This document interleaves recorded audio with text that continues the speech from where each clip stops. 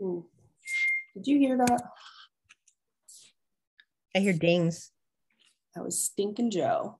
I thought I had my notifications turned off.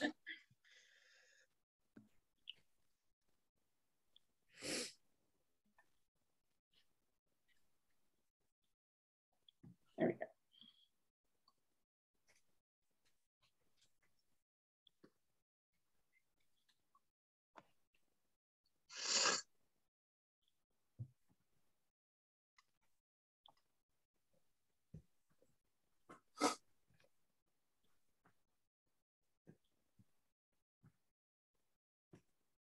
Good morning, everyone. We'll get started in just about a minute. We'll let some time for a few more people to join in.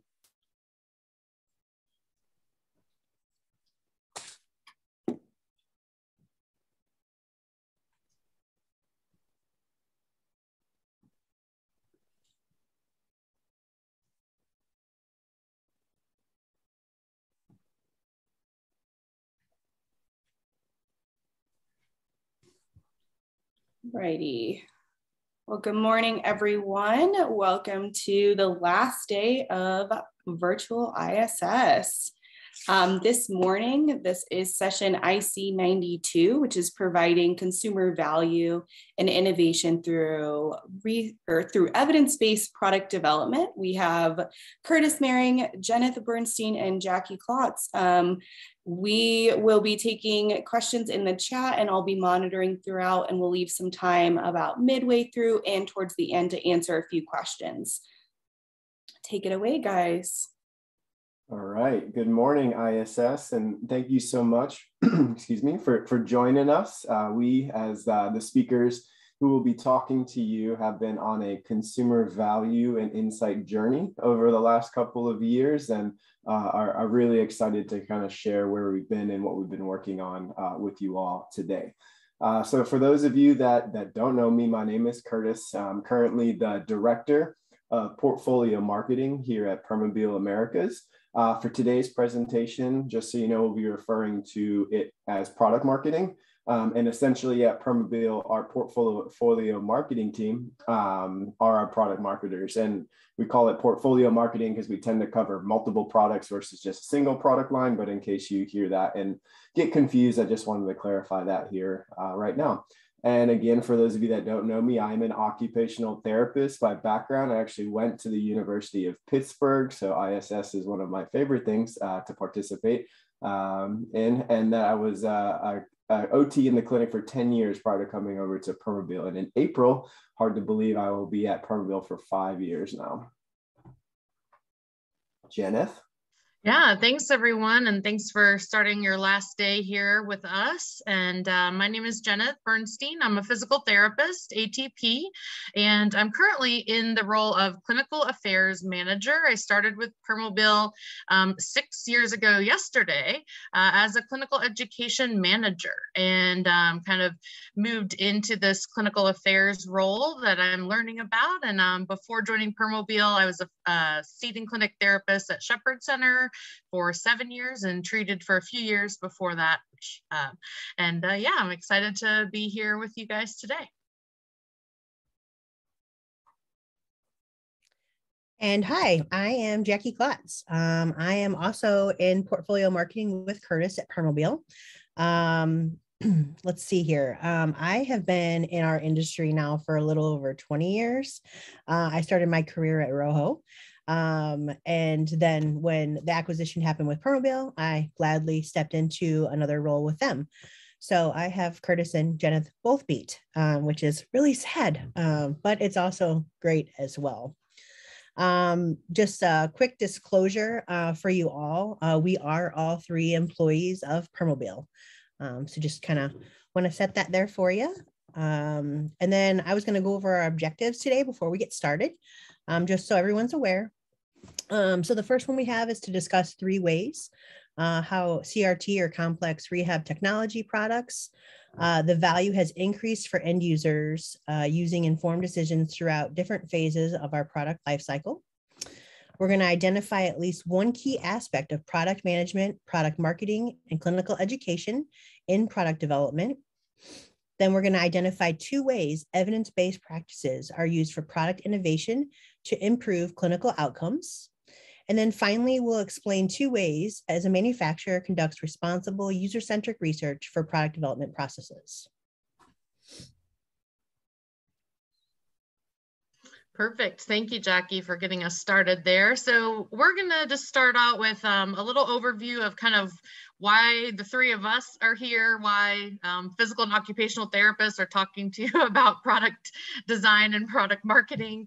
And so, as a clinical educator, initially working for a manufacturer, I really served, or we as clinical educators really serve as the voice that listens to what the trends are in the field, what's working, what isn't working, how equipment and resources are being used, regardless of if someone is novice, if someone is experienced with complex rehab technology, and that way we can take that back to the product or portfolio marketing teams.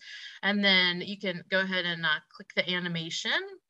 Now in a clinical affairs role, I actually work with the R&D department, so research and development. And I've learned that there are more acronyms in this department than there are in PT school.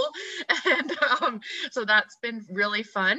But now my role really includes making sure we have evidence-based clinical claims for our products, our current products, our new products. And while we represent the clinical voice, we also really try to represent that the consumer needs are met as well. And then really in listening to a lot of the presentations this week, I kind of realized that throughout this life cycle, and mostly when we look at things after products go to market, that's kind of our outcome measure, to know if we're doing exactly what our consumers need, what all of our stakeholders need. And so it's been a really exciting transition, and we're excited to share the rest of this with you. So Jennith just touched on evidence-based claims. And one of the things as product marketing is that, we're responsible for the messaging and positioning of our products in the marketplace. And the last thing we want to do is put something out there and say something about our products that we know is not true. So everything that we say, we have tested and we have evidence behind it. Within our functions, we work directly with product management, which we consider to be upstream marketing. And they work directly with product development. So everything from concept, ideation, all the way through the product development lifecycle, we're involved all the way through to downstream marketing when the product actually launches, to ensure that we're delivering messages that are understood not only by end users, but by clinicians and providers as well. Awesome. And then, we did want to take a moment to talk about, the OT, the PT, and the equipment provider, right? Because these are you who's sitting here listening to us right now, also myself and Jennith, before we transition over to the manufacturing side of things. And we know how important it is for you to determine the product that really meets those unique needs for the individuals.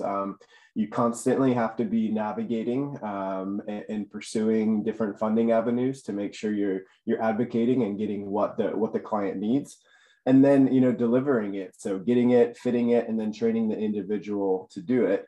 And then last thing is you have to maintain that equipment, maintain the relationship, maintain the progress that the people are having within the equipment, and follow up to see if any new changes have occurred, any new equipment might be necessary. And this is a journey within itself. And we're going to talk about the journeys here in a minute. But again, just a quick overview of the different roles that we'll be talking about today in our presentation. Yeah, so as we begin to kind of merge all of these roles and all of these disciplines, we have a quote here from a study in 2018 that just says, when clinicians, engineers, and product designers do not address a true clinical need, there can be a communication gap. And so, as we start to think about how do all these paths come together, we can take different pathways, but we all have a common destination of what is going to give our patients, clients, consumers, end users, whatever term you want to use, the best functional outcome. And so I think that you'll hopefully hear that throughout the rest of this presentation. Go ahead. All right, perfect. So of course, when we're developing these communication paths between all of these different roles, it's not only the explaining portion, but all of what products can do and what product intentions are, but it's also the understanding and getting that feedback back. And so when we look at this drawing, the act of hearing, we think about hearing versus listening. So hearing is what someone is saying. It's often passive, effortless, involuntary, and accidental. When we listen, we're focused, intentional, active, and learning from what the person is communicating. And I know I have to challenge myself to do that, challenge all of you to try to transition and think about, are you hearing or are you listening? And throughout this, product life cycle, we want to make sure we are always listening. And so it doesn't always happen perfectly. Sometimes there's a mismatch of designers and developments. There's a lack of access occasionally to consumers that use the product. Maybe consumers not feeling their voice is being heard or their voice is too small. And then of course, we've heard a lot this week about many different locations and regions that have a funding driven climate that kind of quiets a lot of the voices or could quiet a lot of the different voices. Next slide, please. So as the presentation is entitled, the consumer voice is critical and should be the loudest. I know I went to a presentation at ISS a few years ago where for the first time I actually heard this phrase, nothing about us without us. And it was an amazing plenary. And this term or this phrase was actually coined in 1998 by James Charlton regarding disability rights and empowerment. And it is used now by a variety of minority groups. But the idea really stems that we're not going to not focus on the disability, but to really focus on decreasing the barriers for the person. So we're not trying to fix something, we're trying to enhance something and create something. And so as manufacturers, when we really listen to the needs, wants, values of who we are working for, we can all be more successful. So Curtis started to talk a little bit about the journey.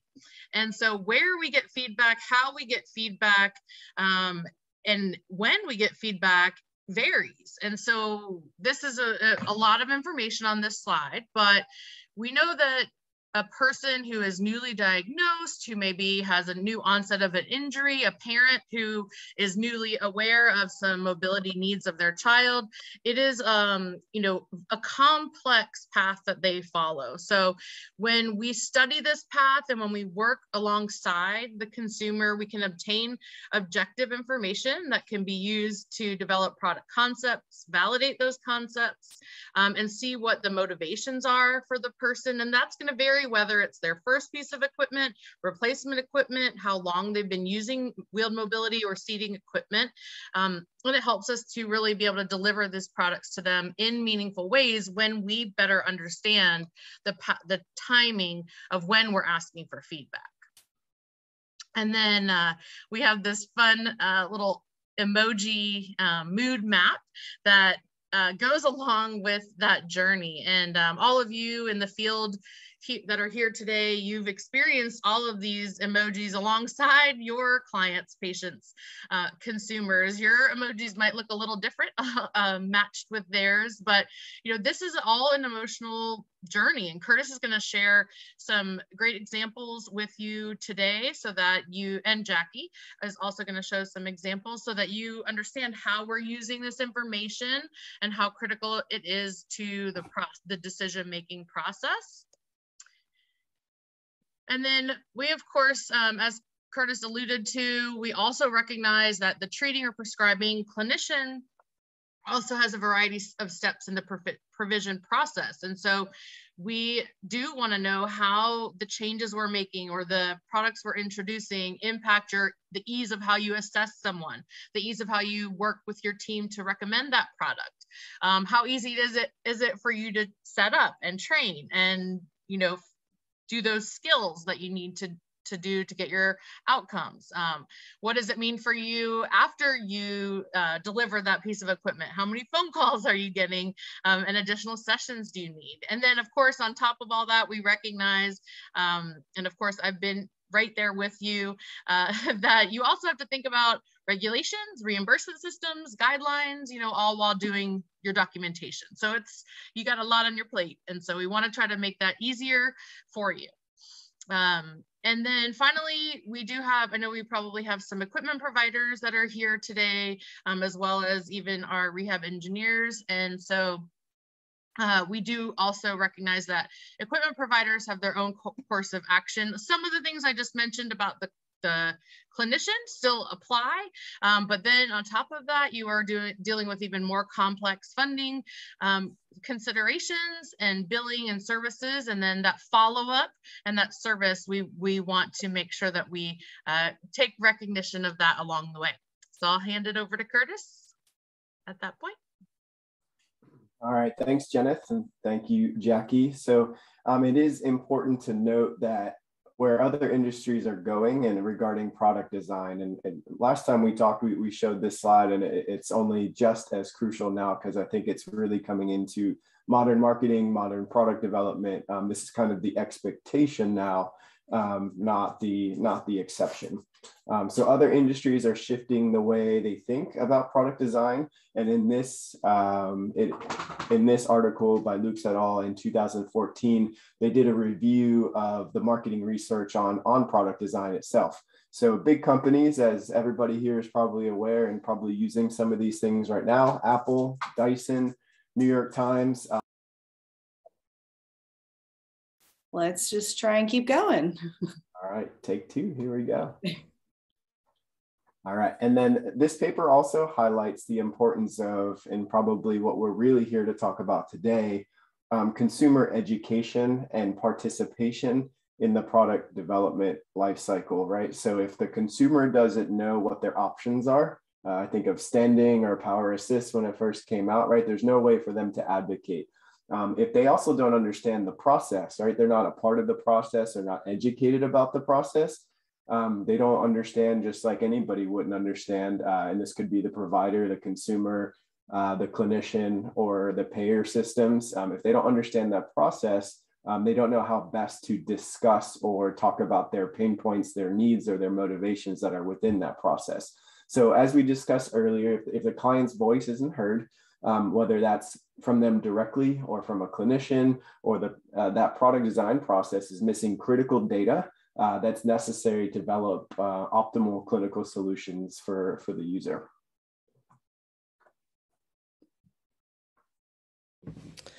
So I'm going to talk to you a little bit about consumer insight before we go a little bit further. A consumer insight is an interpretation used by businesses to gain a deeper understanding of how their audience thinks and feels.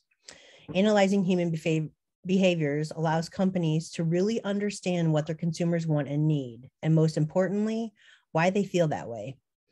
Consumer insights tell us why something is happening and allows us to make changes to a product in order to improve customer satisfaction and customer retention. Consumer insights is used throughout our product development lifecycle to test and refine solutions and products before and after they go to market. We use several different types of qualitative and quantitative research methods along this journey, including but not limited to focus groups, in-depth interviews, external surveys, in-person concept testing, concept surveys, and usability testing. I'm going to hand it over to Curtis so he can talk to you about Permobil's innovation process. All right, so Permobil's innovation process, and the best place or easiest place for me to start is to talk about the product marketing, or as we said before, the portfolio marketing team. The purpose of today's presentation is really to discuss, what processes and strategies can be put in place to ensure that we provide consumer value and innovation through the evidence-based product design, and marketing. So you need to have evidence-based product design and marketing in order to provide that value and that innovation. At a high level, our product marketing team, or our portfolio marketing team, has kind of 4 pillars, or 4 main jobs, if you will. New product introduction, support our sales force in the field, make sure that our products are positioned and our messaging is clear when we're at product shows, like this one at ISS, or if we're at an Abilities Expo. And then lastly, but not least, and most important again for today's objectives, is about how our team works as the voice of the region. So as product marketers, we need to work to understand the needs of our 4 kind of key stakeholders, which are the consumers, the providers, the clinicians, and the sales force. And consumers always being first, and then of course, mixing everybody in together, because it's a complex picture, which we'll see through some of the examples. That really, you need to put all of the pieces together at the right times of the journey and the right time of the processes to really knock it out of the park.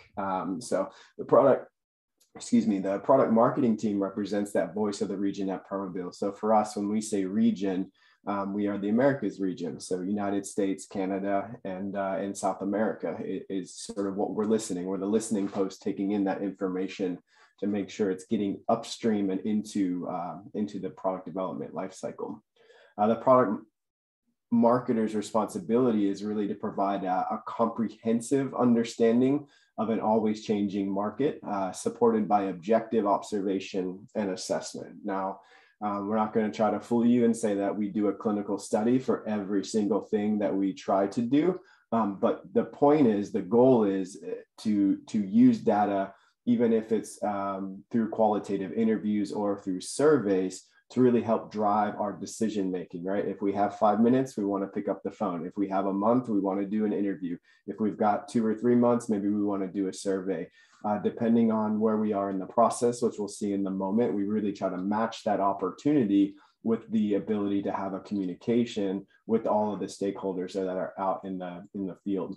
The market insights need to be collected and shared then with all of our internal stakeholders. So the work isn't done once we collect the information. We then need to socialize it. Our best friends are who we're hip to hip with. Jackie and I are our product management team. Now that Jennith has come upstream as well, she's going to be a huge asset for us in terms of making sure that we're doing things right and that we're following the clinical process as much as possible. So really it is a team effort. And then again, going back to what I was saying before, is that once that information is collected, everybody needs to learn it, process it, and figure out where it needs to be in terms to making decisions and bringing products, campaigns, and services to market. So here at a very high level is our product development process. We have a 20+ page charter that breaks down every single one of these, but we just need a snapshot for today so where we are when we're talking about these things. We discussed in our previous session, so long ago, I cannot believe how long ago it was actually when I looked at the dates, and review now that the approach needs to be cyclical, not linear. So when you see this, it's flat, it's 2D, it's linear, but please understand that as we're collecting this information, that is an opportunity to change or to reiterate. We do know consumer insights work at all of the phases listed here. And when we do this work, we build in time to reflect and reiterate and receive new information, right? That way we're agile and flexible and continuing to improve that process, kind of how we talked about Apple, Dyson. These are the types of processes that they've put into place in the past, or most recently. This takes discipline, and it's not easy, but that's the challenge, and that's why we've signed up for this. And depending on the product, the service, or the campaign, that's going to determine what type of consumer insights we need and from whom. Jackie did a really nice job of overviewing that earlier, that who we need to talk to and what we need to talk about is going to be dependent about the problem that we're trying to solve in the moment. So we produce the entire portfolio of CRT products. And as you can imagine, that's a lot of products, that's a lot of services, and that's a lot of target audiences. So, again, agility is key here to make sure that we're getting the right information from the right people at the right time. So as you can see, we have 4 different journeys or processes going on all at the same time. We have the consumer journey, we have our provider journey, we have the clinician journey, and then we have our own internal product development process that we have to follow. This is both a challenge and the beauty of trying to integrate consumer insights into the product development life cycle. So when things line up just right, you're really able to create great products, services, campaigns that have synergies with people who use and need them, which is really, gives us the reason why we wake up in the morning and why we have this company and why we work for this amazing company. But things don't always line up as they plan. Concepts fails. Jennith started talking about this earlier. New research or information comes along and all of a sudden you've got a new fork in the road that you didn't know that you have to figure out. Or we can talk about a pandemic, right? Pandemics come and shut things down and mess up supply chains. So there's a lot of different variables that are constantly coming at us as we're going through the journey. But despite this, despite these barriers or these headwinds that we have to worry about, again, we put the work in every day to integrate the consumer voice into the product lifecycle. All right, and I think, Kayla, we're going to stop here and just make sure there were no questions or if anybody wanted to ask anything before we go into the examples. Yeah, I don't see anything in the chat, but if anyone has any questions, this is a great time to ask those. Either unmute yourself or you can put them in the chat right now.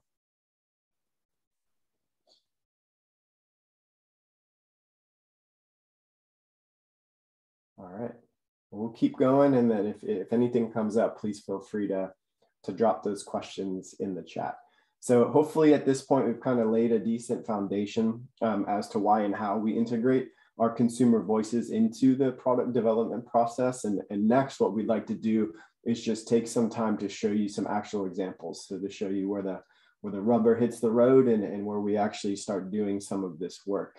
These examples are limited to what we can talk about in the moment. So given where we are in the product development process with the range of products, and it should exemplify how seriously we take integrating consumer insights throughout the process, whether it's marketing materials or concept development, no matter where we are in that journey, we're taking it very seriously. And hopefully, if we do this again next ISS, we will be able to share even more because we've got more products coming and there's plenty of work being done along those. And you'll just see there's a little bit of a delay in what we can share versus what we have coming out.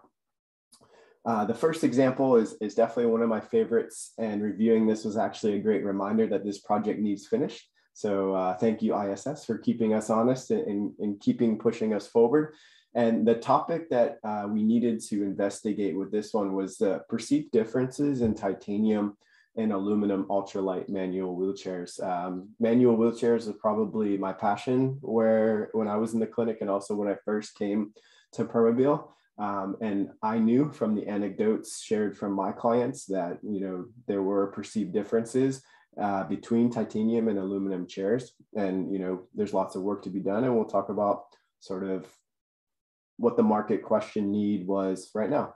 So what we wanted to figure out and what we were hearing from the market around the world actually is, what are the true benefits of titanium and aluminum, the two different materials and the material sciences behind them. And we had some really good material science information, and where the gap ends up being is when that material science goes into the design and then that design interacts with the human. That's where the gap in the information is. So we still needed to dive into this. So we decided to take it on, and it wasn't associated with any toll gate or any specific project, but instead, again, a demand of a question coming in from the market that we wanted to learn more information.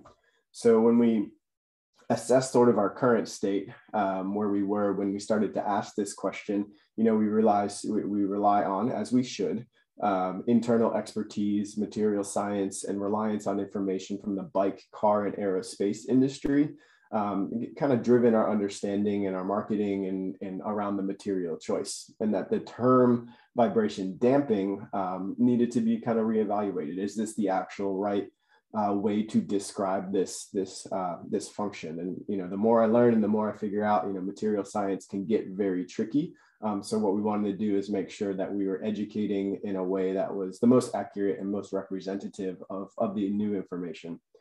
So for new information and kind of next steps and where we wanted to go, the long term, which still needs discussed and still needs worked on, is really a plan to assess ride characteristics and effects of manual wheelchair material frame choice. Now, this will take a large study, this will take a lot of time, and this will take a lot of collaboration. But so what could we do in the short term? And the short term was, we decided on it, we were going to conduct a qualitative interview with a consumer who's had this experience, and then begin a deep dive into the perceived benefits of titanium, going to a larger group with a survey. So for the qualitative interview, I actually did work with research and innovation and people from the clinical education team to come up with the questions that we wanted to ask. The background and the purpose of the interview was done in part of the introduction. This also gave us a chance to explain that there was no right or no wrong answers, that we did just want to learn from them what their personal experiences were. And then also a brief discussion regarding the consumer's current situation, which was, what is your daily routine? What is the current chair that you're using? What are your funding situations that you're working through? Just to kind of collect some high level information from them. Then we moved into the wheelchair timeline. So we want to know about the first chair. What was the type? What was the material? And what was that process that was involved in and experienced? And then after the first chair, we wanted to know all about all the other chairs that the person had experienced after the first chair. So again, types, materials, and the process involved, as well as what was the frequency that they were actually changing the chair. What is important in selection from the consumer standpoint, and then what worked and what didn't work, again, from the consumer standpoint. Material choice discussion, we wanted to know if there was any perceived functional or medical benefits experienced with using titanium over aluminum or aluminum over titanium. We wanted to know more about the ride characteristics experienced and perceived when using different materials, and then also durability and longevity characteristics sort of experienced and perceived. And then lastly, the topic we wanted to know, and this was important because we were hearing a lot about this with funding changes. We know that Medicare went from covering, or at least allowing for an upgrade from aluminum to titanium. And when they made that change to where they no longer allowed for those upgrades and kind of limited providers and what they could provide and limited us and what they could provide, we heard, and there were a lot of people not willing to make the changes or hesitant to make the changes. So we heard that, and we had it anecdotally, and we thought this was a good experience to dive into it with one of our consumers. So how did that, again, aluminum compared to titanium? What was that willingness to change? Have you ever had to change, and what was that experience like? And then just a chance also for him to give us final remarks on his experience. So going into some of the conclusions or the results of the interview, first thing that sort of came up or bubbled up was the weight. Frame material is light within itself. Discussed the possibility that with these types of chairs, you have the opportunity to have fewer moving parts, which will also save weight. And that the functional benefit associated with weight, his number one thing was car transfers was the most important, and then propulsion efficiency after that. Positive medical outcomes, which again, we asked the question and just we're curious if this person would actually see any of these things. And the one thing that he did share with us was that he did see positive with titanium over aluminum, and that this directly had to do with less calf spasticity and overall less fatigue. So he will talk about easy to push and smooth ride. I think this was most directly related to that. So when he was pushing a titanium chair, he actually felt a smoother ride and that it was easier to push. And what that resulted in was the positive medical outcomes for him, per his report, that the spasticity went down and that fatigue actually went down as well. Durability, characteristics of the chair over time, few removable parts, eliminating the potential for required maintenance, and that the expectation that titanium can last 10 years where aluminum can last only a few. So 2 to 5 years is what he was reporting on the aluminum side of things. And then easy to push and smooth ride, he just flat out said it felt easier to push, and that he felt as if, he felt less bumps and vibrations and just had an overall smoother experience when he rode in titanium versus when he rode in aluminum. So what did we do with all that great information? We created a survey, which we still need to launch, and that's the work that we need to do. But we did come up with an awesome 20-question survey. We used the background to, again, find out what the materials were for people. Are they using suspension, so that if there's a confounding variable that we can actually dive into that? And then what is the duration of the current and previous frames that the person used, to get an idea or a picture of how long are they using each of these products? And then previous and current manual wheelchair outcomes we also looked into. So characteristics associated with the current chair, satisfaction associated with the current chair, health outcomes we talked about with the gentleman who did this interview with us. Did other people see that?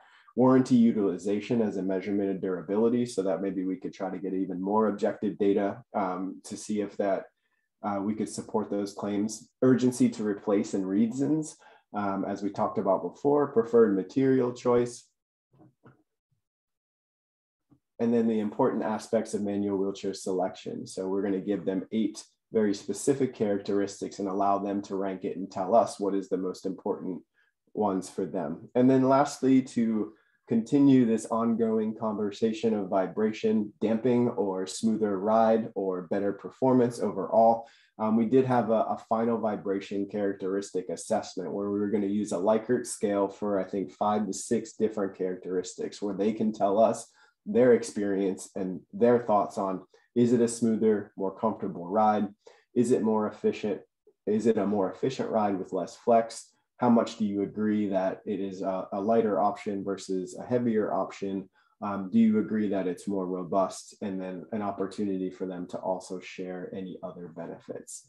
And then lastly, as you can all see on the picture, this was actually Seth. Seth is one of the editors at New Mobility who was willing to do this process with us. And we are forever grateful. He also lives here in Portland with me. So definitely need to meet up with him and hear how he's doing.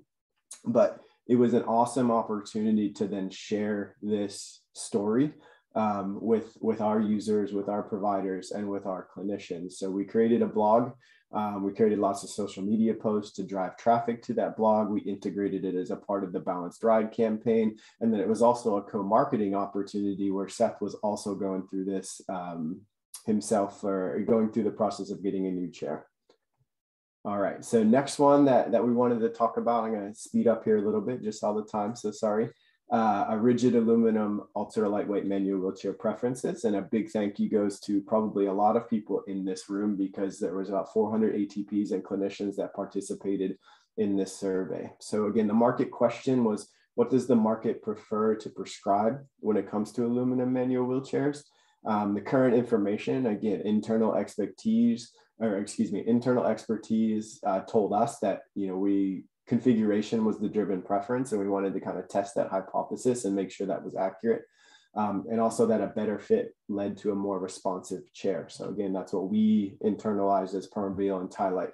And then the new information was really to create a survey to determine what your market preferences were. So specifically providers and clinicians, when you're choosing and helping prescribe these chairs for our users, what are you looking for? And how can we communicate that to you if we're doing it? And how do we improve upon it if we're not doing it? So background and demographics were the first thing. This is the outline of the survey. So that gave us an idea, or sort of the purpose of the interview was to introduce ourselves with them, and then also to find out the background of who the person was that we were talking to.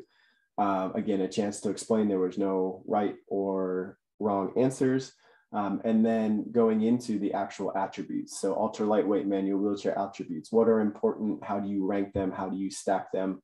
And then frame sizing and options, right? We don't live in a world where we can always give every single option all the time. So if we had 3 or 4 different packages of things, could you tell us what is the most important? And that could help guide our judgment and make sure your voice and your opinion was being put into any future product development work.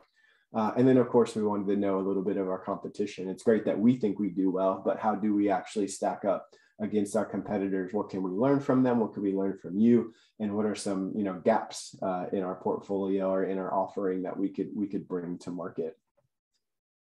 And we did this survey to really learn more from you, again, clinicians and ATPs. For the client, for when you're prescribing ultra lightweight manual wheelchairs. So we started it actually at ISS in 2020, and then also shared it using our internal mailing list to collect all this amazing information. So almost 400 respondents. So again, completely grateful for the amount of people who actually participated with this. And then we asked the participants again to select and rank the most important ultra lightweight manual wheelchair characteristics. And they reported to us that weight, adjustability, configuration, durability, and maneuverability were the most important. One of my favorite things, and something that did confirm our hypothesis, was that when they ranked it, the highest ranked #1 choice at 35%, highlighted in green there, was that configuration was. So those who really truly understand that the wheelchair needs to fit like a prosthetic in order to optimize efficiency and propulsion strokes, this was just great confirmation that we're all on the same page. We also provided different configurations and option scenarios for us to learn about if we did change a configuration or if we did decide to include certain new components or different components as a non-charge option, what would they be? So we gave you 3, 4, maybe 5 scenarios. And then for those scenarios, you told us what was most important. And then you also gave us anecdotal feedback as to why that was so important. And again, it wasn't necessarily a part of any toll gates or any product development process, but we have that information and we use it all the time as a part of our discourse and our conversation. And what we did actually end up doing with all this information was creating the new Balanced Stride, well, not new now, but new at that time, Balanced Stride campaign, where we went through the campaign.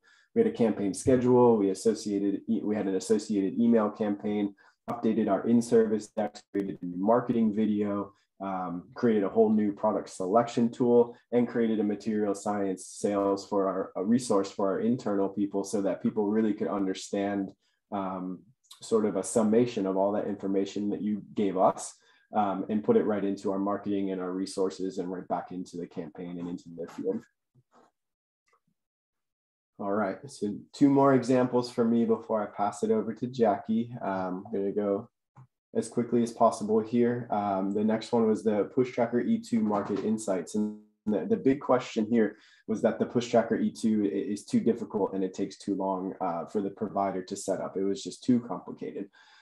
However, a simplified version with preloaded apps, if possible, we had partnership considerations to go into, would create an additional step for the consumer to utilize the smart functions. We were using this as a part of Tollgate 2 and Tollgate 3 verification. So making sure that we could actually create it and that what we created would actually work and that would it actually have any impact on the consumer.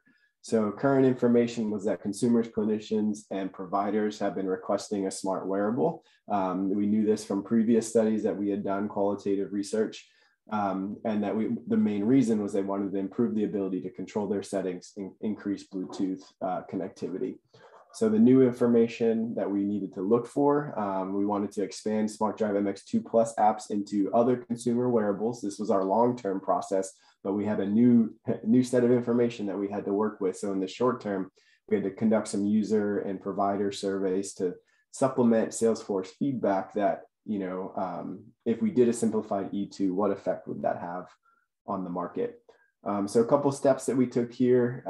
Step 1, we needed a consumer focus. So we had to conduct a general survey where the consumers obtain data on their perception of the current setup, as well as their usage preferences and desires.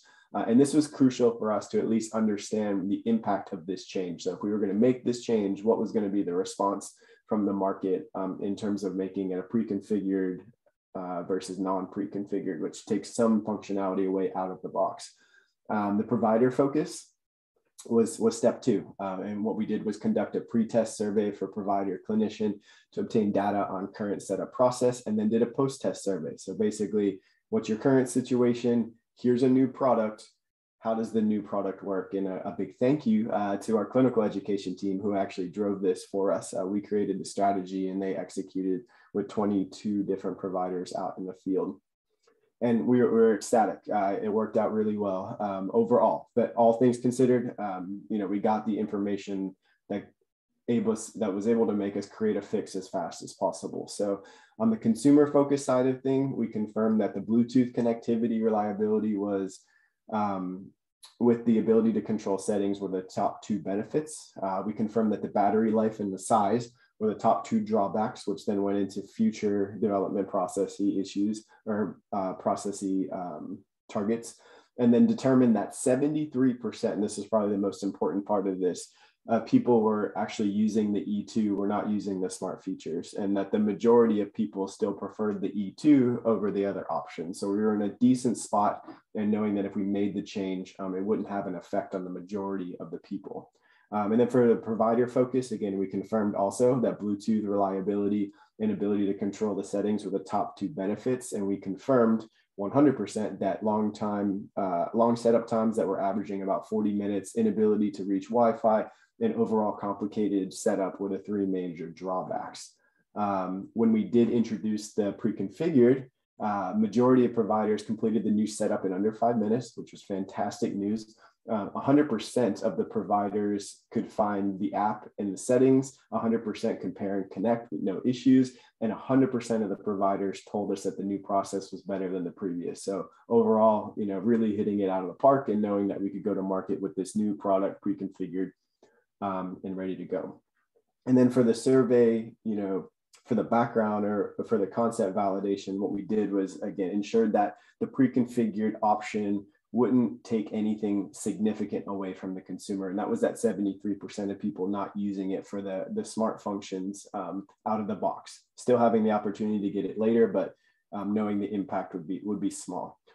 For the new product launch and with materials, again, validated with the providers and updated the process. We launched a pre-configured version in less than 12 months, updated materials to reflect feedback provided from the testing, which was awesome because we had a quick start guide that actually was then improved because of the feedback we got from the providers. And then we now also have a template for new products and new watches, which we used for the E3 and also for the Apple Watch. And then lastly, what we wanted to talk to you about was the smart drive on Apple Watch beta testing. So the big market question here was, is the Smart Drive MX2 Plus app ready for launch? And this was a Tollgate 3 process, right? So it's basically coming down the pipe. And we wanted to make sure that before we sent it out, it was ready to go. Internal testing with R&D was completed. Beta testing with our internal team, which was me and Jennith and another group of educators and sales reps, had shown promising results, but we were still lacking the real life consumer experience that we needed to really kind of pull the trigger. So the new information that we wanted to gather is conduct some beta testing with real world users to determine if the application actually meets the needs.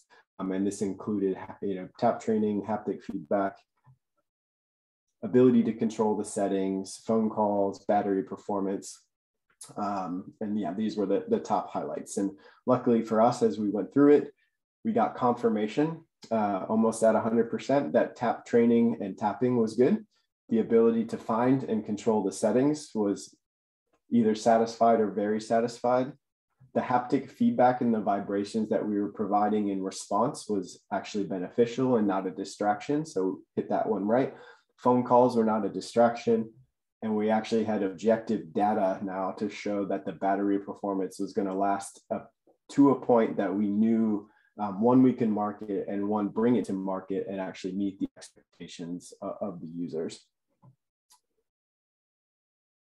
So what do we do with this information? Again, this was basically allowing for us to close out Tollgate 3. It gave us the go ahead and all the green thumbs up to bring the product to market, validating at the beginning that the concept was good, and then also making sure that the new product launch and materials were ready to go. So validated it with consumers in the real life. We asked them to use that, as they would normally use their smart drive, collected that data and that information to make sure that we put it into the process. And then of course, are in the process of creating the marketing materials for the launch on February 15th. Jackie? Okay, thank you, Curtis. I'm going to talk to you quickly about the Roho Hybrid Select and how we gained consumer insights. And the main part I'm going to focus on is the usability testing that we actually performed. So the Hybrid Select cushion was launched in late 2019. Because of COVID and things being shut down, there still may be some of you who have not yet seen this product. If you haven't, please reach out for an in-service. But prior to the launch of this cushion, it spent several years in product development process, being refined and tested before entering the market. The final stage before finalizing the product happened between TG2 and TG3, or toll gates, which was where the usability testing of this cushion actually happened. Once the product was considered frozen within our product development process, that allowed us to go out and then do actual testing with users. We did tons of consumer insights prior to getting to the usability testing, but again, that's what I'm going to focus on here today. Next slide, Curtis. So just a quick background is that a usability test refers to evaluating a product or service by testing it with a representative consumer, meaning a consumer that would actually use it. It is a user-centered interaction that gives direct input on how real users actually use the product.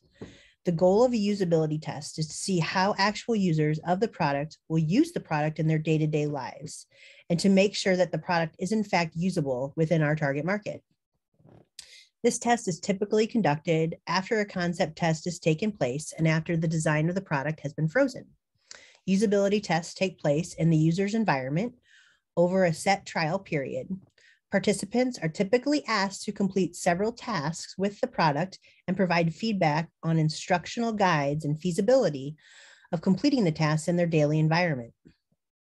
The insights gathered from the usability test serve as a final catch-all for any product design failures or improvements that need to be made. The results can also provide insights into what I use is marketing messaging, product manual improvements, and educational opportunities. Typically, because the participants are using the product remotely, data is collected online. Once all the data is collected and quantified, a researcher will create a usability report to detail failures or improvements that need to be made. In this instance, I was that person. Next slide, please. So with regards to the Hybrid Select usability testing, one of the first things that we had to do to start the process was to identify individuals who met the criteria for the product testing. For us, they were individuals who were already wheelchair users and currently use some sort of hybrid cushion, meaning two technologies, either foam and gel, foam and air, as examples. This was done via a survey through our current research database. Once we received initial responses from individuals wanting to participate in the testing, we had to narrow down the list. We had a goal of testing between 20 and 25 cushions with different types of power and manual wheelchair users. Originally, 32 participants were identified. To help consolidate this list further, we actually performed additional phone interviews with the possible participants. Part of this screening was to make sure that the individuals would be able to complete upcoming tasks related to the product over a 4-week trial period. Following these phone interviews, the list was then finalized to 22 participants. Next slide. So as I just mentioned, the usability testing for the Hybrid Select cushion, it was conducted over the course of 4 weeks. At the end of each week, a link to a survey was sent to the participant to provide feedbacks with that week's related tasks.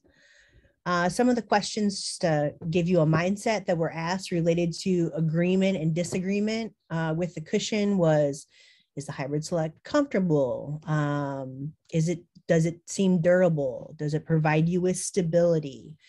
How easy was it to set up? How easy was it to transfer?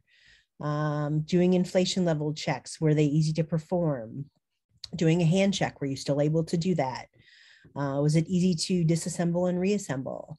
Was it easy to clean? Was the inflation valve easy to operate? Additional questions we asked related to a better or worse scenario than their current cushion was the comfort of the cushion, the cover durability, cushion durability, actually the looks of it and aesthetics go in and play a big part with users. Stability, transfers, and cleanability. Next slide. So the last step in the usability testing was to finalize their feedback.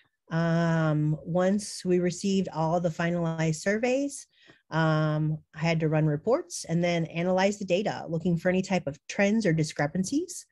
And then I prepared a final report for the product management and product development teams, included with my recommendations. We received a lot of positive feedback on this product, which was great news. So there wasn't hardly any risk associated with moving forward with the product design as it was in the final stages. So next slide. So that concludes the launch for the Hybrid Select, what you see in the marketplace right now. When we do usability testing or any type of user-centric feedback, it doesn't stop once the product launches. The next step right now, we're actually in the midst of working on this, is the post-market surveillance. It'll probably be done via survey through product registrations as a follow-up on feedback to see how the product is actually performing for the user. And if it actually happens that we come along anything where we're seeing some trends of something they may not like, it makes a case for our product development team to actually change or make a change with the product. So that's all I have on the Hybrid Select. I'm going to turn it now over to Jennith. Just a couple of slides. I know we have 5 minutes remaining. We can go ahead on to the next slide. So if we take what the evidence says in terms of including consumer feedback to reduce equipment abandonment, improve satisfaction, and help us to identify knowledge and awareness gaps, we wanted to also share a few of the things that we provide back to the market, as well as from what we learned through these processes. So you can advance.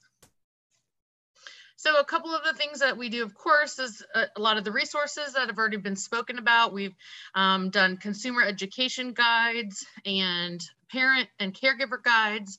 We are trying to facilitate peer-to-peer engagement through webinar series. We work on qualitative interviews that serve as a case report style presentation so that another person can really see themselves through the lived experience that someone is going through using a specific piece of equipment.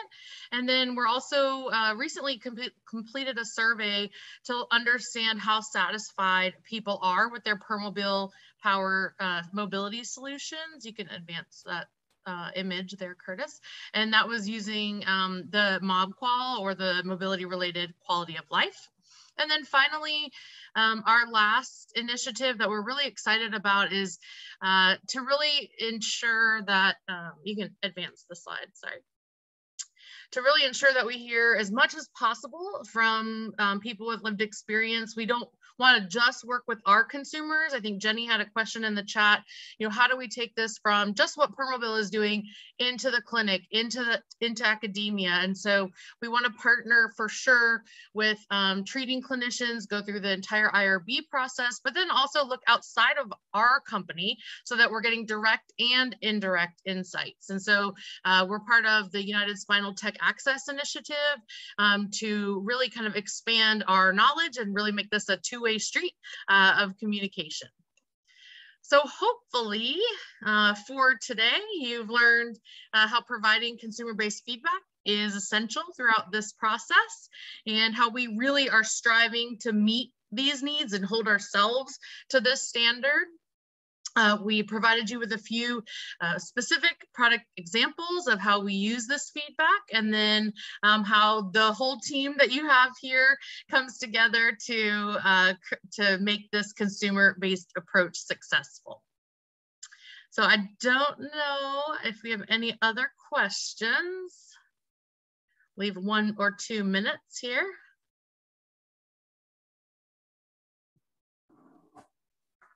Let's see. Oh, a question just popped in. From Mr. Jared. What's the most surprising thing you have found through examining the market in detail? Who wants to take that one? Jackie, you want to take the first step? Sure. For me, with regards to seating and positioning, the provider voice is probably the most surprising to me. How great their voice is within the marketplace as it relates to the products that we provide. While we think that users and clinicians, their voice is the greatest, it's also very apparent that providers' voice are also very apparent. So that's probably one of the most surprising thing I've learned personally. I don't know if that answers your question or not. Yeah, and but I can build off of that, Jackie. I completely agree. And it kind of goes back to all those 4 journeys, right? Like in order for us to truly innovate and reach our users, we have to be able to hit sort of a certain sweet spot for all of our stakeholders. And that was probably one of the biggest learning curves, especially with the Push Tracker E2 for me. So that's a really good question. You know, we got to meet everybody's needs while also innovating and pushing it forward. So it's a big challenge. Good question. Awesome. And I mean, I know we're at time, so I would just say for me, it's kind of what Jenny was mentioning, is taking all of this great information and partnering to expand outside of what we can do as well. And that skilled and trained clinicians are, you know, really critical to learning this process. So. I second that. Awesome. Well, thank you guys so much for a wonderful presentation. I have the CEU code for everyone. I'm putting it in the chat right now, but it is 1DC5M8. So everyone is able to go complete their survey and get their CEU credits. We did have a thank you on that slide. I don't know where it went, but thanks everyone. Have a great last day and appreciate you all being here. Yeah, thanks everybody. Take care. Wonderful. Thank you.